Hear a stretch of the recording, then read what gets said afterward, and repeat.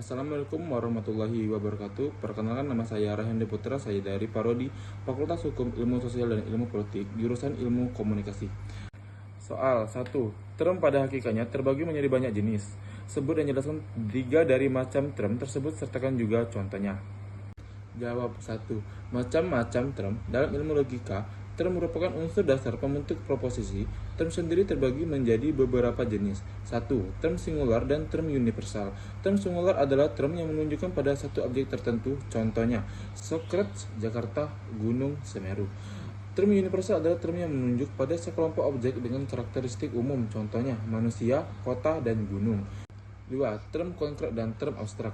Term konkret adalah term yang menunjuk pada objek fisik yang dapat diindera. Contohnya buku, pohon, dan kursi. Term abstrak adalah term yang menunjuk pada sifat, keadaan, atau konsep yang tidak terwujud. Contoh, keadilan, kecantikan, dan keberanian. 3. Term positif dan term negatif. Term positif adalah term yang menunjuk adanya suatu sifat atau keadaan. Contoh, bijaksana, baik, dan sehat. Term negatif adalah term yang menunjukkan ketiadaan suatu sifat atau keadaan. Contohnya, tidak bijaksana, buruk, dan sakit. Soal 2. Jelaskan dan memberikan contoh bentuk sesat pikir atau logical fallacy. Bagaimana agar terhindar dari logika fallacy? Jawab 2. Logika fallacy atau sesat pikir adalah kesalahan dalam penalaran yang menyebabkan argumen menjadi tidak valid. Contoh, 1. Ad hominem atau argumen terhadap pribadi. Terjadi ketika seorang menyerang karakter pribadi lawan bicaranya, bukan argumentasinya. Contoh, jangan percaya pendapatnya tentang ekonomi, dia akan orangnya sering terlambat bayar hutang. 2. Post hoc ergo propter hoc. Setelah ini maka karena ini. Menganggap bahwa jika suatu kejadian terjadi setelah kejadian lain, maka kejadian pertama adalah penyebab kejadian kedua. 3.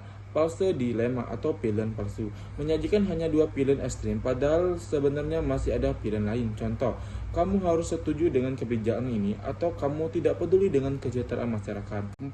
Hasty generalization atau generalisasi terburu-buru. Menarik kesimpulan umum berdasarkan sampel yang terlalu kecil atau tidak representatif. Contoh, tetanggaku yang merokok berumur panjang sampai 15 tahun, jadi merokok tidak berbahaya bagi kesehatan. 5. Appeal to authority atau bersandar pada otoritas. Menguap suatu benar hanya karena dikatakan oleh orang yang dianggap otoritas. Cara menghindari logika falasi. Untuk terhindar dari logika falasi, beberapa langkah yang dapat diambil. 1. Pelajari berbagai bentuk logika falasi agar dapat mengenalinya dalam argumen sendiri maupun orang lain. 2. Kembangkan pemikiran kritis dengan mempertanyakan asumsi dan bentuk yang mendasari suatu argumen. 3. Evaluasi sumber informasi dengan teliti dan jangan langsung mempercayai klaim tanpa bukti yang cukup. 4. Diskusikan argumen dengan orang lain untuk mendapatkan perspektif berbeda yang mungkin dapat mengungkapkan logika falasi.